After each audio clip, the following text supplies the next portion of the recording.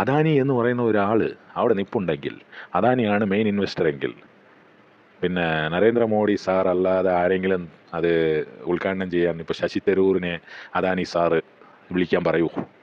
എന്താ ഇത്? എന്തൊക്കെയാണ് വിളിച്ച് കൂവിക്കൊണ്ട് നടക്കുന്നത്? നമ്മുടെ രാജ്യം ഭരിക്കുന്ന ആൾക്കാരും കൊള്ളാം, ഭരിക്കാത്ത ആൾക്കാരും കൊള്ളാം.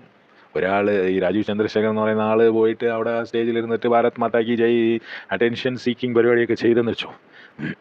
പക്ഷേ അപ്പോഴും നമ്മൾ നോക്കേണ്ടത് എന്താണെന്ന് വെച്ചാൽ, അതിൻ്റെ അടുത്ത് പോയി ബ്രിട്ടാസ് ഇരുന്നു. പിന്നെ കുറച്ച് കഴിഞ്ഞപ്പോൾ ബ്രിട്ടാസും സുരേഷ് ഗോപി സാറും കെട്ടിപ്പിടിച്ചുകൊണ്ട് പോകുന്നു.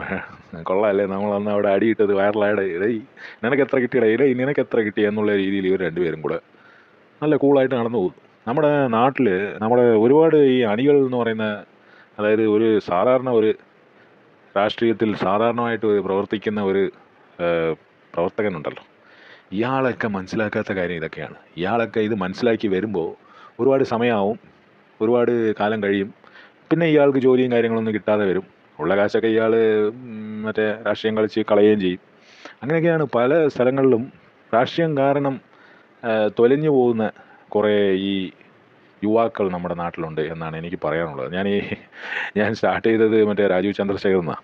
രാജീവ് ചന്ദ്രശേഖർ ഭയങ്കര കാശുകാരനാണ്. 500 കോടി കൊടുത്താണ് ഈ മറ്റേ പോസ്റ്റിംഗ് കിട്ടിയെന്നൊക്കെ വെച്ച് തള്ളുന്നുണ്ട് നമ്മുടെ കമ്മ്യൂണിസ്റ്റിലെ ആൾക്കാർ. അപ്പോൾ അയാൾ 500 കോടി കൊടുത്ത് കിട്ടിയാലും 1000 കോടി കൊടുത്ത് കിട്ടിയാലും ഇപ്പോൾ അവർക്ക് വേണേൽ തിരിച്ച് ചോദിക്കാമല്ലോ. ഇപ്പോൾ പിണറായി സാറിന് എങ്ങനെ കിട്ടി, അല്ലെങ്കിൽ ഇയാൾക്ക് എങ്ങനെ കിട്ടി എന്നൊക്കെ അവർക്ക് വേണേൽ തിരിച്ച് ചോദിക്കാമല്ലോ. കാരണം നമ്മുടെ ചരിത്രവും അത്രയും ക്ലിയർ ഒന്നല്ലല്ലോ. പിന്നെ അതിനകത്ത് നോക്കേണ്ട ഒരു വലിയൊരു കാര്യമെന്ന് പറഞ്ഞാൽ, എല്ലാവരും ഇപ്പോൾ ഈ പഴയ കാര്യങ്ങൾ എടുത്തു വെച്ചാണ് സംസാരിക്കുന്നത്. ഈ നമ്മുടെ പ്രധാനമന്ത്രി ആകുന്നതിന് മുമ്പ് കോൺഗ്രസ് ഭരിച്ചുകൊണ്ടിരുന്ന കാലത്ത് തീവ്രവാദ ആക്രമണം ഉണ്ടായി. അപ്പോൾ ആ സമയത്ത് പ്രധാനമന്ത്രി ആവുന്നതിന് മുമ്പേ പുള്ളി പറഞ്ഞതെന്ന് പറഞ്ഞാൽ, ഈ മറ്റേ ടോക്ക് ഇതൊക്കെ ഇവർക്ക് എങ്ങനെ കിട്ടുന്നു,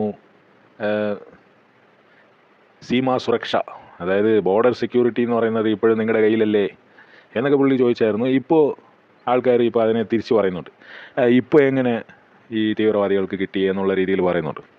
അപ്പം അത് പിന്നെ അന്ന് ആ ഒരു ഫ്ലോയിൽ അടിച്ചു വിട്ടതാ. അന്ന് അത് വിശ്വസിച്ച് കോൺഗ്രസിനെ തെറ്റുകാരാണെന്ന് വിശ്വസിച്ച് കോൺഗ്രസിന് വോട്ട് ചെയ്യാതെ നിങ്ങൾ BJPക്ക് വോട്ട് ചെയ്തിട്ടുണ്ടെങ്കിൽ അതിൻ്റെ ഒരു ഖേദം ഇന്നും നിങ്ങൾക്ക് ഉണ്ടാവും മനസ്സിൽ. അഥവാ അത് നിങ്ങൾ മറന്നുപോയോന്നറിയില്ല. അതാണ് സാധാരണ നമ്മുടെ ആൾക്കാർക്ക് പറ്റുന്നതെന്ന് പറഞ്ഞാൽ, കുറച്ച് കഴിയുമ്പോൾ അതങ്ങ് മറന്നു പോകും. അപ്പം അങ്ങനെയൊക്കെയുള്ള ഇതാണ് നമ്മുടെ രാഷ്ട്രീയം എന്ന് പറയുന്നത്.